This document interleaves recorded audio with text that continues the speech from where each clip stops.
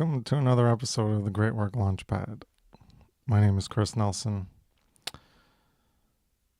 My site is evolveconsciousness.org. We are November, the 5th of November. Oh no, remember the 5th of November. That's the way it goes. 2025. And as you can see, I have my newborn girl here. She was sleeping and she just woke up. Mom's in the shower, so things are usually fine at this time to do the podcast. So I figured I'd do it, but yeah, things didn't work out so great for the schedule wise. Yeah, this time she ended up needing some attention, so just woke up hungry. And yeah, I'll pass her on to her mom in a few minutes. But for now, she's with me and not happy. Yeah, you're not happy because you're hungry. So I was thinking of not doing the podcasts when she was born, but then every day it's been fine so far. And then today is the first day I think she needs to poop. So yeah, she's not happy. Yeah. But anyways, not much I can do for her other than try to comfort her and I'll be there. But I don't got milk. I don't got the breasts with the milk. So can't satisfy those needs and just gotta wait it out. Yeah, that feels better. All right. Not too much of a professional podcast. I was thinking of canceling it, but I'd already set up the schedule for and yeah, it'll just be a few more minutes until she's being more taken care of by the one who's got the milk to provide. So we're continuing with Fear and Love, and I wanted to talk about an article that to start it off with, an article that James Corbett had written. I posted it in the chat for YouTube. He wrote about why I talk about agorism, and the reason. A little bit hot.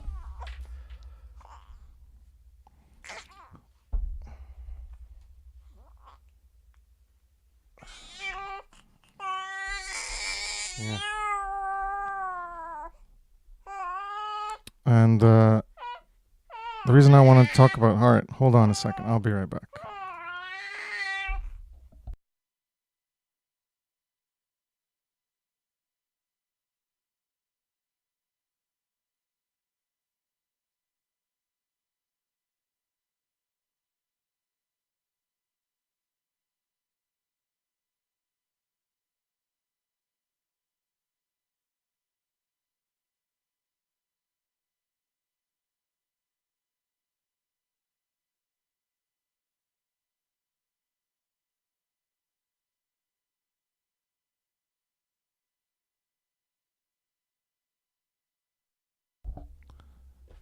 All right.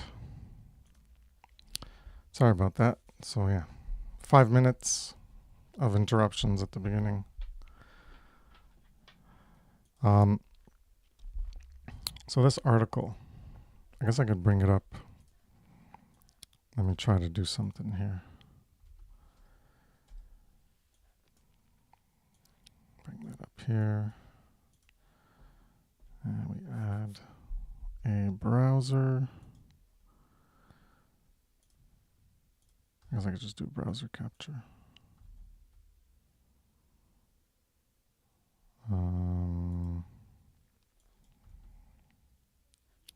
Do that. 1920, 1080. Let me do this. Oh yeah. Well, then I can't scroll on it. Never mind. So we're going to remove that.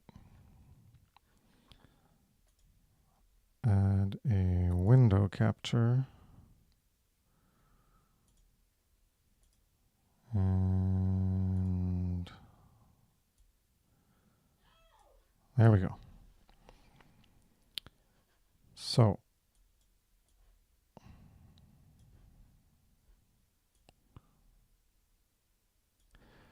why I talk about agorism is what James Corbett wrote about. And the reason I'm bringing this up is because at some point, let me just find this place here. So he says, he's talking about is a response to what Larkin Rose wrote about why he doesn't talk about agorism, something like that. And James Corbett wrote this as like, well, why I do talk about agorism. And the part that I wanted to talk about was this paragraph here, where he says, now perhaps I have wandered too far from the point of Larkin Rose's video. Larkin is clearly reacting to those would-be, quote, agorist purists who think that so much as driving on a government-funded road is compliance with the state and thus impermissible. In that regard, stressing the voluntarist principles over the second-guessing of everyone's every action makes sense.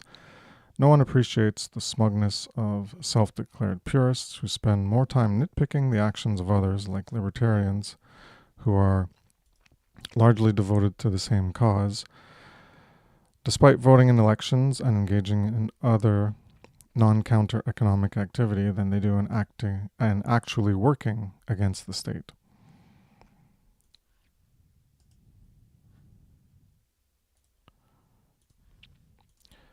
So the reason that I wanted to talk about this was this aspect of purists and whether they are acting out of love or out of fear. What is their motivations? We could analyze what the motivations are of purists. So in the sense of agorism, this was referred to as the agorist purist, that if you drive on a government funding road, then you're in compliance with the state, and that's impermissible.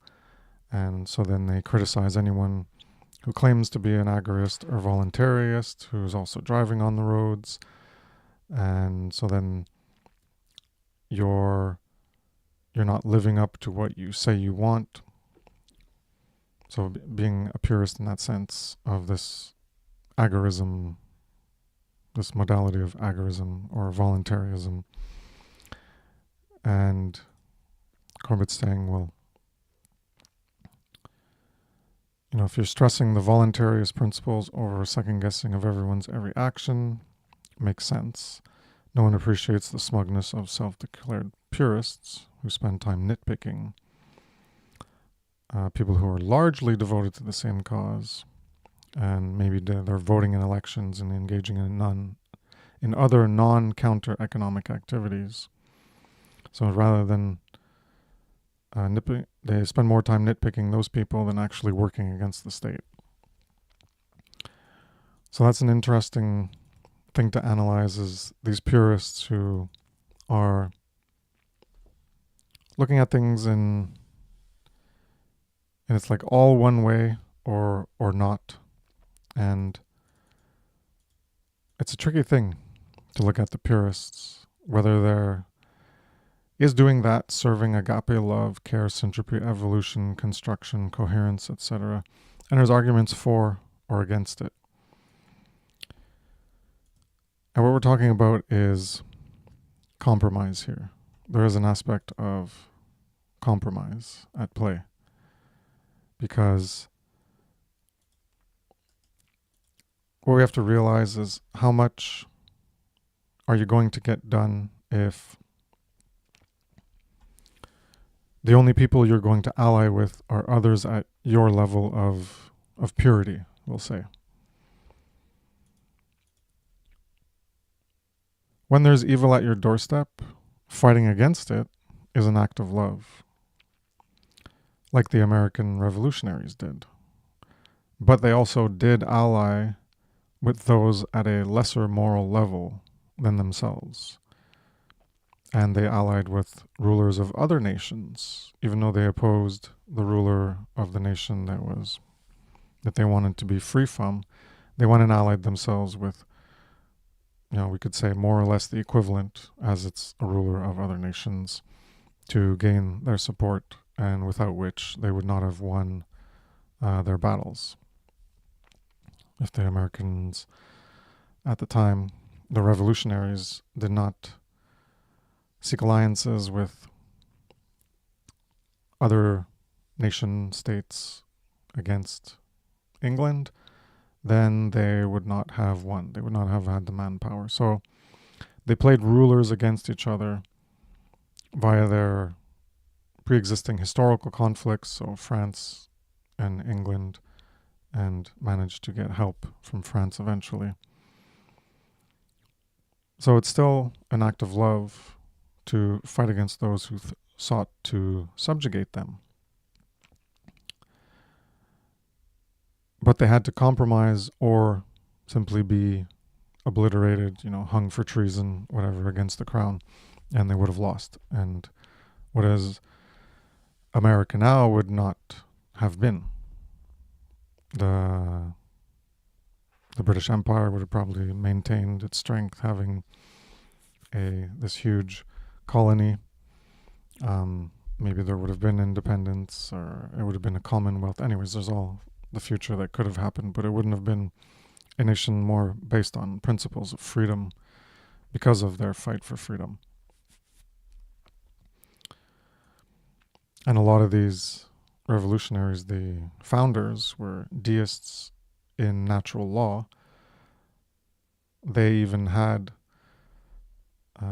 so to demonstrate their level of morality, they had anti-slavery clauses in the Declaration of Independence, the original one, but they had to strike them out to ally with members of the South. So even forgetting about the other rulers from other nations that they allied with to gain help to win against the British, they had to make compromises within their own continental area between the North and the South, and get the help of people who were more in favor of slavery. So they had to strike out these clauses that were very belligerent and abhorrent against slavery. So imagine if they maintained their purist position. Well, they wouldn't have had the help of the South. They wouldn't have had the help of the British. So even without the help of the South, it would have been over a lot quicker.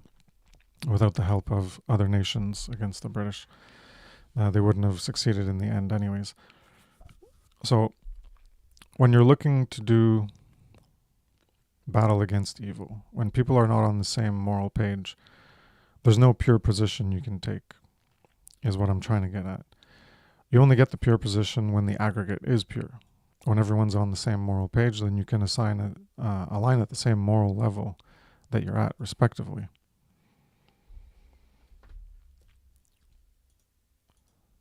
Otherwise, you're living on your own. You're not interacting, you're not cooperating, you're not exchanging, you're not partaking in anything that is touched by the immoral ways.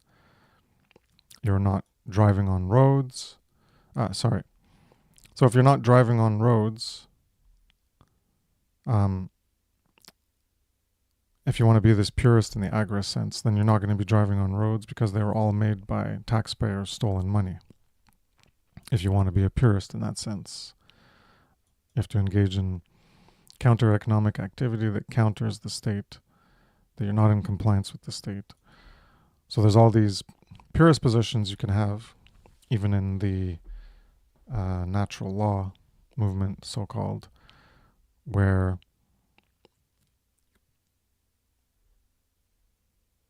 you could say, well, anyone who votes or anyone who's not an absolutist against the state, anyone who is trying to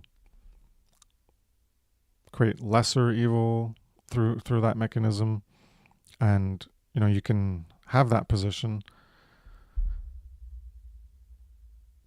but you're also going to be limiting the amount of people based on where they're currently at in their own journey, in their own evolution towards moral adherence, we could say. That those people are trying to make things change towards a more positive direction, because changing at once, given people's state of mind and their state of consciousness, that's not going to happen. Change takes time, it's incremental, and if you have everyone on the same moral page, then you can change the physical, the way we live, our way of life instantly and more immediately. So there's this argument for why people are seeking to try to go within the current way of life as it currently operates, so the politics or the economics, and they're trying to nudge things towards a positive direction. And, we can all appreciate less evil is always a good thing. Do the least harm you can because you can. That's a good principle to live by. Do the least harm you can because you can. So I'm just trying to provide an argument for why the people who operate this way, they're thinking that way because they're trying to reduce, to make things a little bit better, make things a little less worse, to improve things in a little way, even though they're still within that behemoth, monster, religious superstition of authority. They're trying to nudge things back towards a positive direction, because it's not going away anytime soon. So if you make use of it, then you can try to bring things back. But you're still using that corrupted mechanism, so it devalues your moral position. So in the end, purists will stay marginal in numbers and fail as they don't ally to win strategic battles. So you can ally temporarily, as the American revolutionaries did, in order to win certain battles that you want to fight. And we're in an information war. Call it a spiritual war, call it a war for our souls, whatever term you want, a war against evil. Not everyone's on the same page, right? And that's the goal, is to get everyone on the same page. And that's going to be done through moral education. So if you don't have moral education, you're never going to get everyone on the same page, and you're never going to truly advance.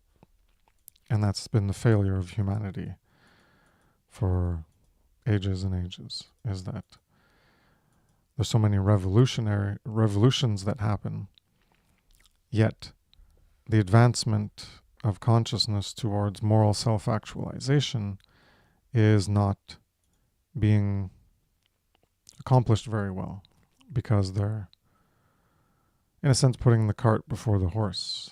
And you put the horse would be moral education, and the cart is freedom, changing things towards the goal of freedom. And when you try to do things to advance the cart first, without the horse pulling it, which is moral knowledge, then you're not necessarily going to succeed very well. Because what you're doing is you're trying to achieve the ends without the requirements that can actually get you your ends. So you're trying to create freedom, you're trying to remove the enslavement, remove the evil, remove the immorality, remove the oppression. But you're not doing it in a way that's going to actually work. You're just fighting a current level of something that you don't want. So in the case of the American Revolution, people were across the ocean, and compared to what it is now, there was far less taxes, far less degrees of violations on their rights, one could argue. And yet they had enough, and they wanted, the slogan, no taxation without representation, was one of the things, but that's still wishy-washy. So if you have representation, then taxation is okay. No. But they wanted to be more free, and the Declaration of Independence was an attempt at that. And then there was the Constitution, which was a regression in not a more forward direction in regards to moral alignment. But that's what was done. So there was a federalization, the government reestablished. So you want to get rid of one ruler by setting up a different ruling system. And that's how Mark Passio comically refers to it as you want to get rid of a cancer by replacing it with another cancer, which is comical, and it's absurd in a sense, because that's not really going to work out in your favor if you think about it. It's not something that's going to be long-term beneficial unless you're working to, like, say there was a worse cancer and you're going to replace it with a less worse cancer because it allows you to live longer, but then you still got to remove that cancer. And if you're not working on that, then you're not going anywhere.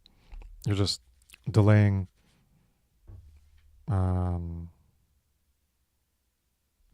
your death, well, we could say. So when you replace one harsher form of government with a lesser harsh form of government, you're still replacing it with something that shouldn't be there, that you don't want there. And unless you get rid of it, you're still going to have a collapse in the goal that you're actually trying to seek out, which is to reach true freedom, to remove the enslavement, to remove the immorality, to remove the evil and the oppression. This is the flaw of these compromises without moral knowledge. So I understand this purist position. You know, people want to say, oh, you're too extreme. It could be about anarchism and who you want to ally with, or so-called veganism, non-carnism. And, you know, if someone's not at your level, then you're going to criticize them for not being at your level. And, okay, you can do that. But you're only going to remain united with people. You're only going to have, like, people on your side fighting your battle with you at the same level as you.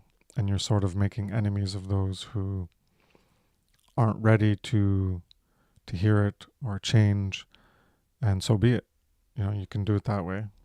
And you're at your moral position, and other people will view you as a problem or smug or on a moral high horse. But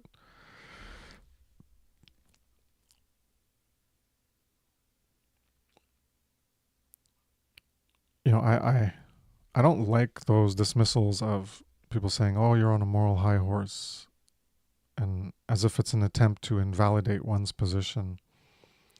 Because, okay, if you're on a moral high horse, you can say, okay, yeah, I'm on a moral high horse, and I'm still right. And you would be. But there's always this aspect of not everyone's at where you're at, and you could not be where someone else is at who's higher than you. And we're not all going to be at the same level, and it'd be good if we were, but that's going to take time for people to learn, for people to change, for people to understand things. So I think there's always compromise. It's just at what level do you want to set the bar, and where's your cutoff line? So I think the purists, in whatever aspect, as long as it's actually moral, then they do have a leg to stand on. But they have only one leg to stand on, and the other leg is like they're chopping off their leg in terms of the effort of uniting with people. And that's why, you know, there's like a third position where you can morally unite with people in terms of living in your life and who you're going to maybe live with, or who you want to interact with on a very frequent basis in daily life. and keep those to people at your level. But then that's not what we're talking about in terms of the battle, the information war, spiritual war, the war against evil, or however you want to term it. That way you can look at it as there is a need to compromise, where, you can be like, okay, well, you're not at my level, and if you want to criticize them, you can, but the ego doesn't like being criticized or people don't like being positioned in a way where it's demonstrated that they're not at a certain moral level, because then it makes them look bad, or they're in, I think that's what mostly it is. And so they will be butthurt and not want to have anything to do with you, in a sense.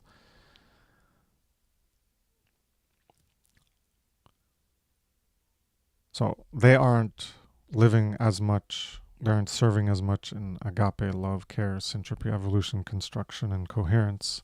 And you can't be coherent with them. You can't unite with them on a more harmonious living basis in your personal life. You want to create a community or a household or something. You're not necessarily going to do that there, but that's not really where the battle is for ending evil. That's part of it, but it's not the totality. Because the ultimate goal is moral education. That's what the great work, the one great work, is ultimately about, is truly restoring true freedom to bring us our true order. We can have peace and harmony together and cooperate and survive optimally. And that is done only through moral adherence in the aggregate. Because as the law of freedom goes, the aggregate level of freedom is based on the aggregate level of the morality of all the individuals in that aggregate, in that sum total. And the inverse is, the more moral you are, the inverse would relate to slavery. The more immoral you are, the more enslavement there is. The more moral you are, in sum total as people, the more freedom you'll have. So moral truth, moral education is what is required, or else you're never going to reach that goal. And people are stubborn. People don't want to let go of their attachments. They don't want to admit wrong. So there's a lot of shadow work that people need to do on themselves in order to recognize their own current limitations, or how they're limiting themselves and their potential for moral actualization, to actually get the goal that they say they want, which is freedom, to be left alone from those who would seek to oppress them. So you're going to want to get people to that level, and given that their current psychological state is not that of someone who can handle being told harsh truths, then you do have to find a compromise of, being harsh on the people that you're trying to win a battle in. And I'm saying you can try this, or you can not, and be a purist and stand on your principles. And there's nothing wrong with standing on your principles. That's something to be commended for. But I think of, if you can recognize where you're at and where relative to where other people are at, and that they're at a lower level of consciousness, what's it going to take to get them to a higher? Well, they have to face themselves. They have to do the shadow work. They have to care more. But some people aren't there, and maybe they'll never get there.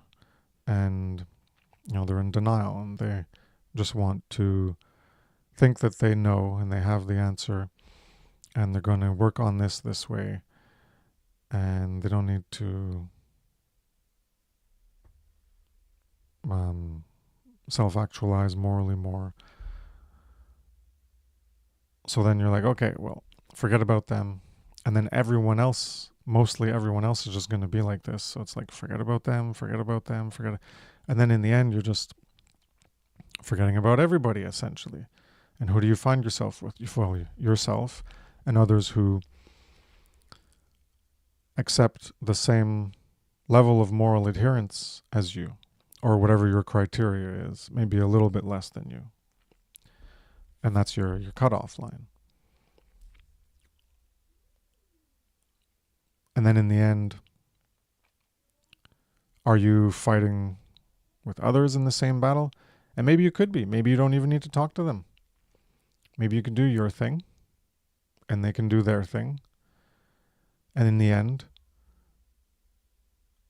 things will get maybe a little bit better.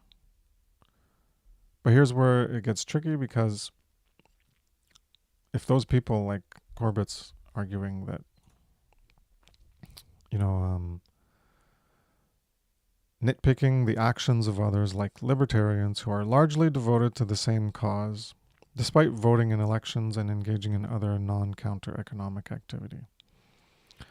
So if people are voting in elections, then they're supporting this concept of government and authority, and they're legitimizing authority.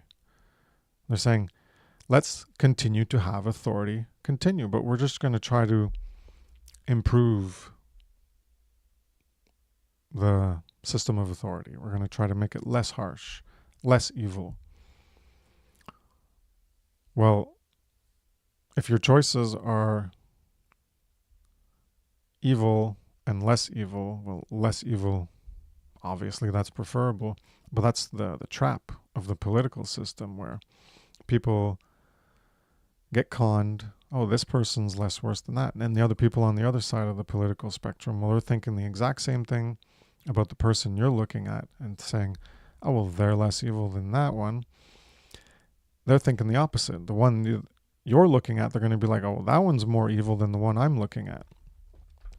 And this is how we get stuck in this hamster wheel going on forever and ever, of thinking you're going to vote for someone and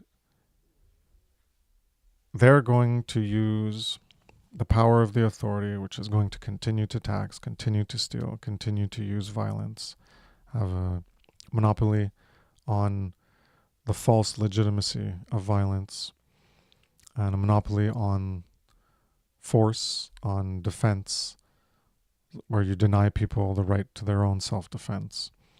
You're going to be legitimizing that. When you vote, you're saying, I want this candidate because they're going to be less evil. They're going to improve things by a certain notch, a certain amount of levels. And that might happen.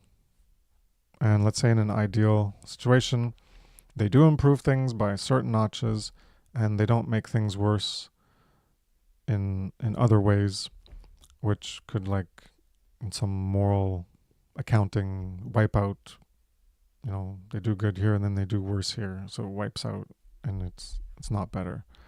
And then there's different grades of, like, they did better here, but the things they did worse, they did so much worse that it makes it even worse than it was before. That's usually the reality of what happens. But if you're looking at like an ideal, dreamlike fantasy of, well, they're going to improve it and things are going to get better. There was the whole Ron Paul thing. So would he have been better? Yeah. Would he have abolished the state? No. After him, would it have continued to get better? Probably not. It would have just been someone else. Let's say they got 2 terms and people would continue to vote, and then after that, would there be like another Ron Paul to continue things? Would they be as good? Would they be less good? Would they be better? Maybe, maybe not. Probably not. You're not getting rid of the state. You're just continuing to advocate for the existence of the state, for the existence of this mechanism of authority, this belief in authority. You're legitimizing the belief in authority as having like some moral value, as being righteous in some way, as having integrity, as having virtue, and that people who work in such domain are doing good for society.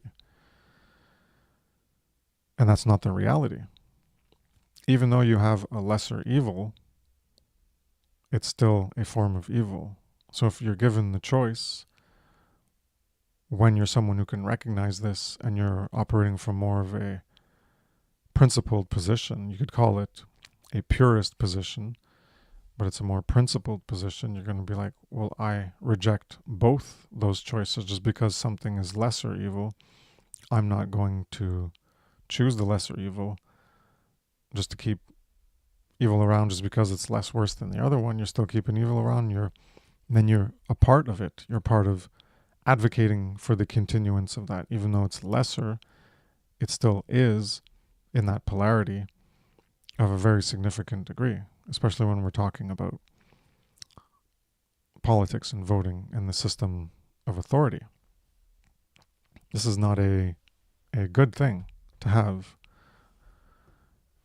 in your way of life. So I wanted to talk about this because it's a tricky thing, and people have whatever positions they want about it and whatever positions they can think about it, but it's not a like clear-cut, like, oh, you moral high horse, smuggy, self-declared purist, and just shut up and you're doing more harm than good. Are they doing more harm than good? Maybe not. Maybe in terms of having everyone united, so-called united, which true unity is very hard to come by. You have to be on the same moral page. So you're never going to have true unity. Even if these people are annoying you, the one point that's valid in this from Corbett here is that I guess most of the main argument might be that what he's talking about is people who do this and then they just don't actually work against the state. They're not doing anything. They're just nitpicking and criticizing other people who aren't at their level, but they're not actually doing the great work of fulfilling the requirements to end evil, to end enslavement, to end immorality, to actually get rid of the state. And that is the education of morality, of objective morality, of the definitive objective difference between right and wrong behavior, how to know what is right and what is wrong, and then to choose that. So to have conscience and then exercise conscience. That's not being done, even by Corbett, even by most of the people who say they are advocates of the removal of government, by people who say they are trying to fight for freedom. Like, how much are they fighting for it? Are they fighting for it to actually create it, or are they just fighting for it in some aspect to create a portion of it? Hey, Jerry. How's it going? Hey Chris, good. How are you? I'm all right. All alone so far. I didn't post the episode anywhere. I guess that's my mistake, and should have posted it maybe. Yeah, I've been talking about this article from Corbett.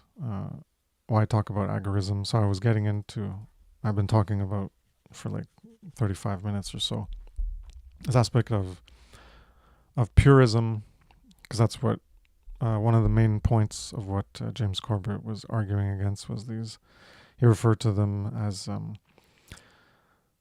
No one appreciates the smugness of the self-declared purists who spend more time nitpicking the actions of others, like libertarians, who are largely devoted to the same cause, despite voting in elections and engaging in other non-counter economic activity. So they spend more time doing that than they do actually working against the state. So I can see the argument of why, it's valid. These people who just want to nitpick and argue and criticize other people for not being at the same level of moral alignment, of whatever moral alignment they're at, and they're not actually working to end the state. They're not working against the state. And I'm saying, yeah, that's true. These, like, a lot of these purists could do that, and I've talked about other types of purists. You can have, are you an anarchist purist, and everyone else that isn't a full-fledged anarchist, then and then you spend your time criticizing them and you're not actually doing anything. And I'm saying before you joined was that even people like Corbett or, he's making this argument of like, oh, they're smug on their high horse of self-declared purity for a principle. Well,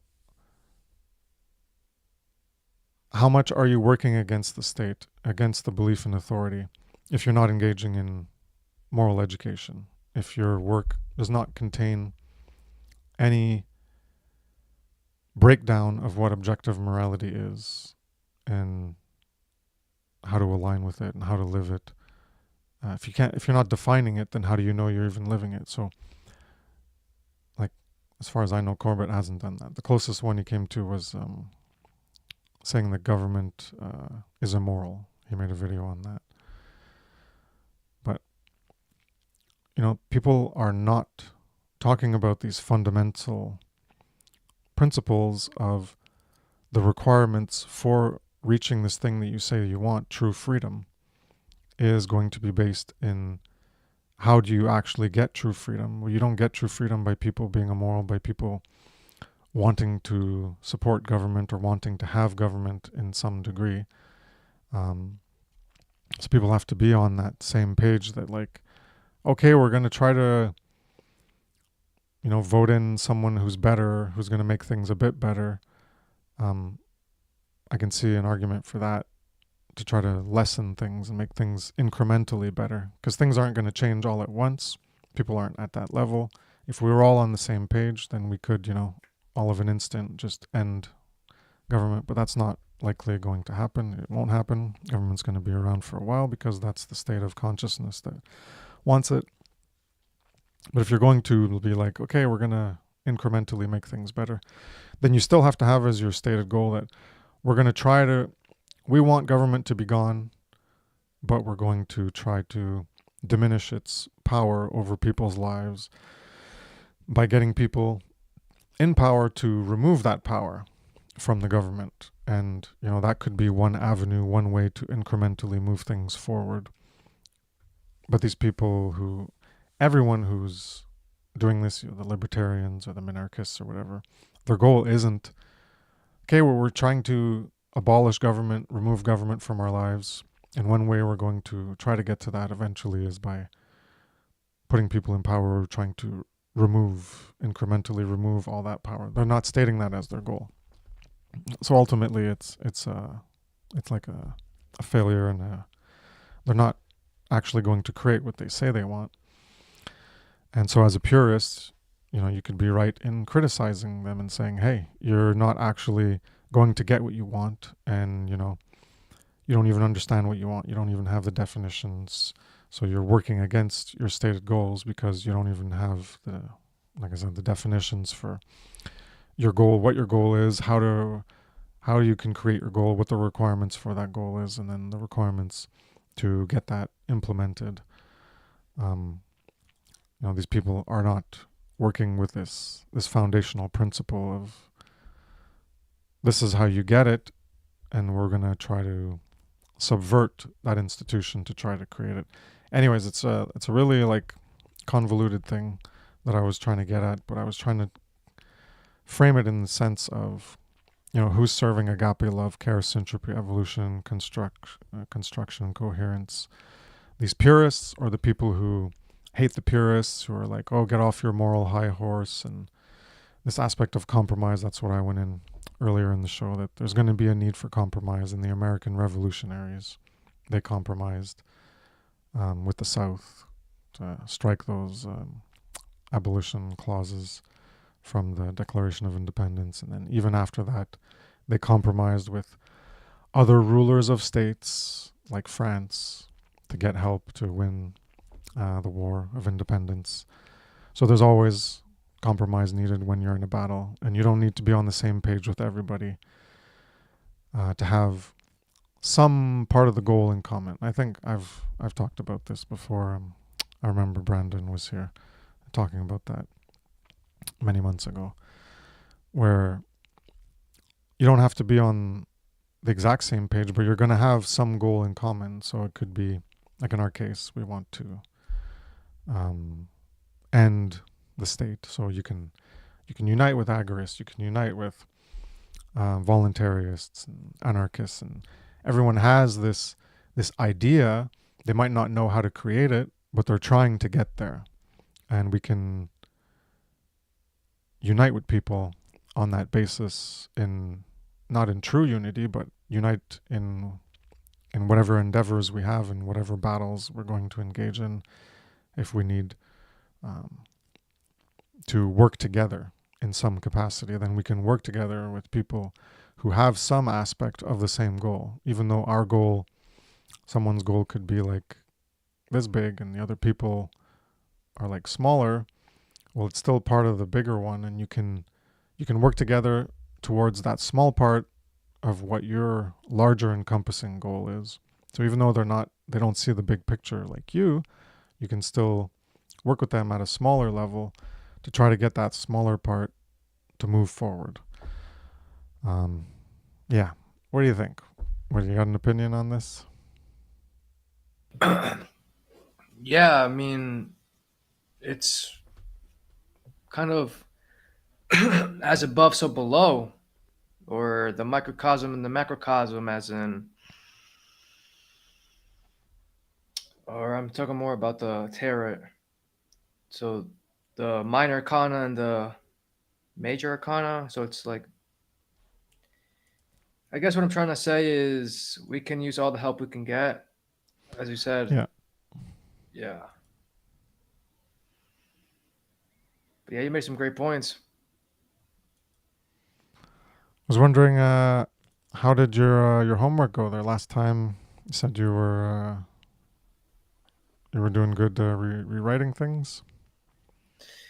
Yeah, so I wrote another article, and I essentially I was listening back to the first episode, and then as soon as I heard Mark talk about that there are only two ways humanity suffers, I said, all right, I'm going to write about that.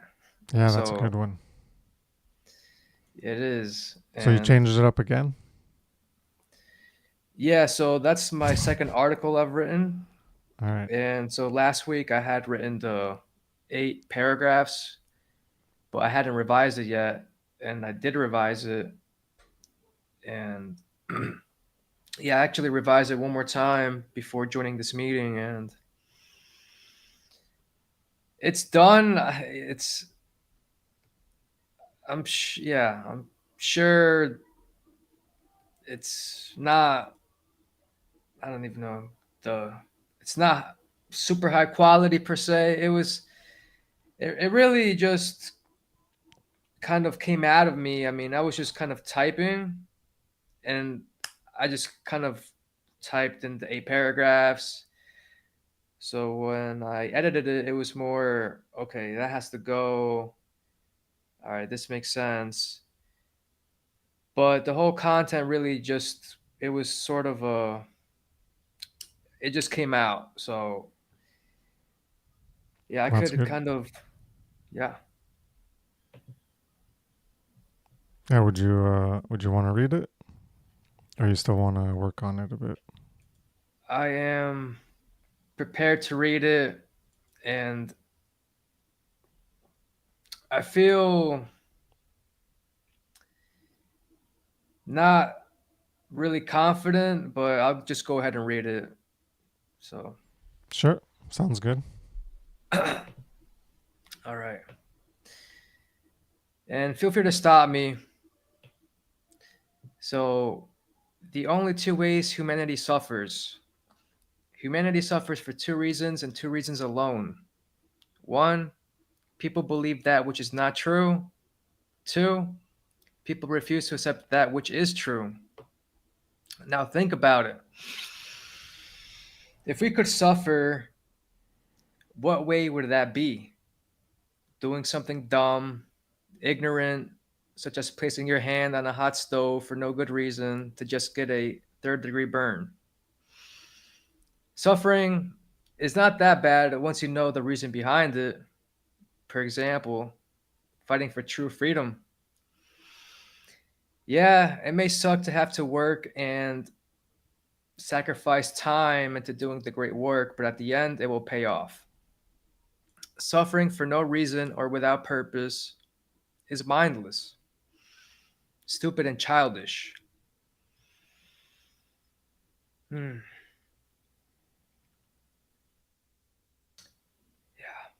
You can suffer clinging onto a lie, aiming towards nothing worth achieving. I realize that in order to not suffer, we must be aligned to the truth to the fullest extent. For us not to means there will be negative consequences.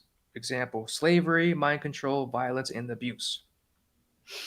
Now I write this with one goal in mind to speak and put out the truth. Anything else does a disservice to all, and suffering will come as a consequence, hence cause and effect. If we don't get our act together and align to truth, we will be lowering our consciousness, which is the opposite reason we are here on this earth to live. You can say I'm full of shit, but the truth is deep down, residing within you. And you know, if you live a lie, your reality will become a lie, and that is good for no one. Think about Cypher from the Matrix trading his soul for materialism. That's such a sad state of affairs. It doesn't have to be this way, and you can change that dynamic if you align to the laws of nature and morality. Think about what clinging onto a lie does to yourself. You start to believe your own shit and impose it onto others. You're so full of yourself that it takes a mountain of force to knock you down to your knees to make you realize you went the wrong way. That's what the truth is. It is a humbling experience to come across it, yet alone acknowledge and understand it. Once you do, you will realize its beauty and its horrific state it is in and want to improve it. If you believe that which is not true, what you believe is true is an illusion. Say you think you're the greatest who ever lived, but what if that wasn't the case? How would you feel about the reality that you're actually the opposite?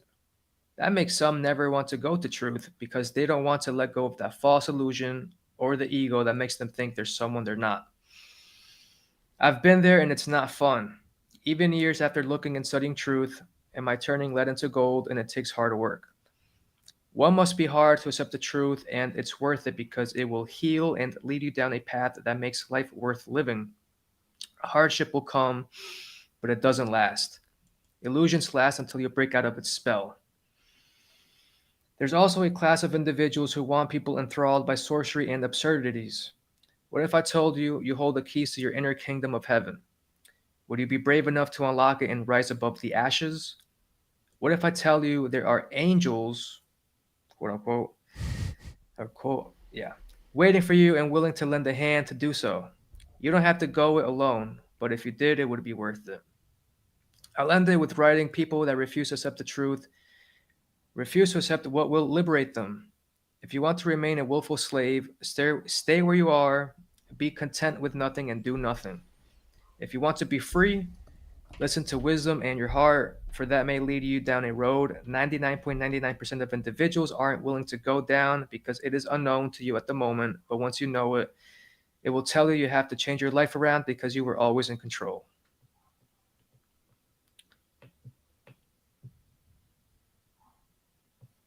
So yeah, that's what I have written. That was good. I like it. Has Appreciate it. there's a lot of stuff that you could unpack in that. Like even if you yeah, you could elaborate on. There's like so many points on things you could talk about more. The whole even the that Soren Kierkegaard chord, two ways to be fooled, um, rejecting truth, accepting falsehoods. How that plays out. Even more specifically related to natural law, or you mentioned the ego and attachments. You mentioned the attachment to falsity and not letting go. How we can create a heaven instead of a hell. Yeah, there's a lot of stuff in there. That was a good job. So, are you publishing it anywhere? Do you got a Substack, or where are you putting Yeah. these articles? So I'm gonna publish that right now on Substack. Cool. You can drop the Yeah. link in the YouTube chat if you want. If anyone's watching a replay of the live, and then I'll put it on the screen as it shows by, and then even if they're not watching the live replay, they'll see it on the video and they can go check it out.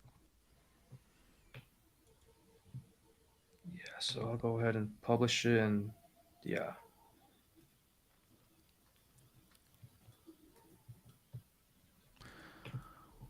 Well, that's good. I'm glad you got that done. And yeah, like I explained before, this will help you like understand, taking in information and like putting it out, and you're like putting it in your own words, adding your own more like your own experience and how you relate it to it. You're not being specific experience, but you're trying to relate it. I can intuit. It's like you understand how it's applied in a general abstract way to your own life and how it's affected you. That last part about uh, like truth and your journey. I don't remember exactly what you said, but I was like, yeah, he's probably like associating it with his own life and things that he's done, that how it's impacted him and the importance of truth in his life. Um, yeah. So yeah, I think if you do more of Right. those and you come, like I said, going through Passio's work is great because he's gone through so much and did such a great job in putting out information for people to learn from, that he can, you pick out, just by one episode, you can listen to parts of it, and then like that fuels you, it inspires you, and then you can be like, talk about that, or, just that two liner of, how do we suffer? How are we fooled? Rejecting things that are true, accepting things that are false, and then just weave something around there. That's going to help you be a more skillful writer or orator, a speaker, and conceptualize and organize and group ideas together, and get into that flow of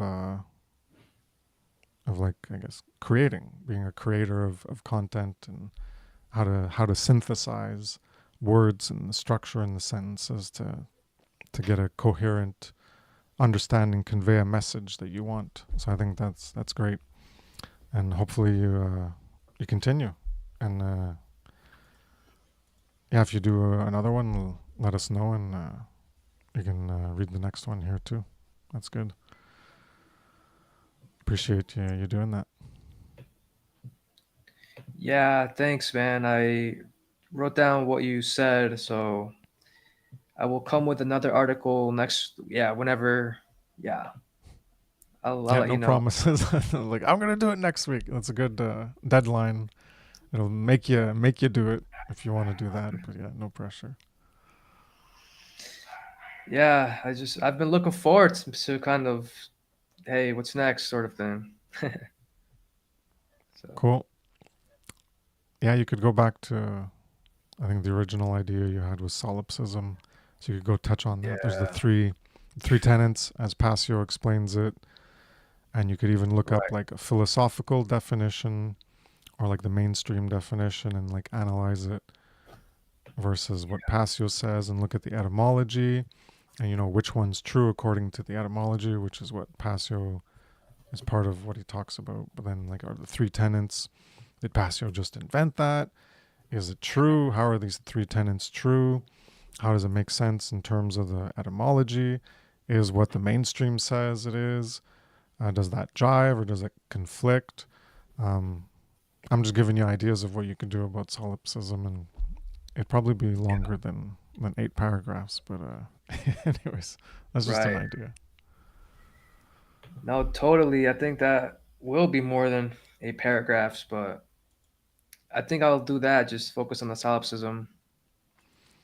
Yeah, I could, yeah, or just go through some more, listen to some more, and then you could pick out something that's more inspiring if you're not inspired by the solipsism thing anymore, and you can come back to it eventually, or maybe never. I have a bunch of things that I've wrote down, like ideas to talk about that I've never come back to. There's like so much that we can talk about when we're trying to put information out, but yeah, there's lots of work. There's always something you can find, especially going through Passio's work. So thanks again for coming by and finally giving your I don't know, I was gonna say your creative juices, sharing your creative juices with us that you managed to come up with. So thanks again for that, Yeah. and hopefully hear more of that in the future with things that you come up with. And I guess we'll end it there. Mm-hmm. And yeah, next week I'll try to post it in Telegram because I haven't done that for maybe 2-3 weeks. And I was like, no one comes anyways, but I'll do it anyways just as a reminder in case Brandon was busy. Yeah, so hopefully see you next week. If not, all good. I'll try to do my solo thing. And yeah, if you have your article done, that'd be great. If you pick another topic, yeah, let me know. I'll ask you if you show up anyways. I'll grill you on that there. So Yeah, all good. totally, man. So, as far as your daughter, is she born yet, or? Yeah, I had her at the beginning because I was gonna maybe cancel, but then I'm not working right now. I took like a month off, and I'm like, well, every night I'm fine, everything's fine. So I'm like, okay, I'm gonna schedule it. Everything was fine, and then my partner was in the shower, and then the baby woke up, and she was hungry, and I was like, crap. Well, I'm not gonna cancel now, and so she was on at the beginning of the stream, but then she was like, she was okay, and then she was making noise, and then she started crying. She's thirsty, and I'm like, well, yeah, I was explaining to people, I don't got the breast milk, so I can't make her stop. And then it's like anytime now she's gonna be whisked away. And then yeah, it took a few minutes, and then I handed her off, and then continued with the episode. But yeah, she's born the 1st of November, so she's 4 days, 4 days old now. Doing well. That's incredible, man. Congratulations. Thanks. Yeah, it's good, very good. She's smaller than my boys. My boys were bigger, 8 pounds something, close to 9 pounds, and the other one was 9 pounds. And she's 7 pounds 14 ounces, and she's so much smaller than I remember the boys were when they were newborn. A lot more petite, and yeah. That's very cute, man. And then they're gonna grow up and then be adults, and then they'll be gone, no longer living with me and living their own lives. I gotta appreciate having them around while they're here. Yeah, for sure. They're young boys, right? Yeah, 2, and now the newborn. So I got them for a while. Before that, I lose that part of my life. Yeah. And they go on to live their own lives. Enjoy them, man, while you can. Yeah, for sure. All right. Well, thanks for coming by. Appreciate it, Jerry. Glad you got your stuff done and you published an article, and look forward to seeing more of it. So take care. Take care, everyone. See you next week.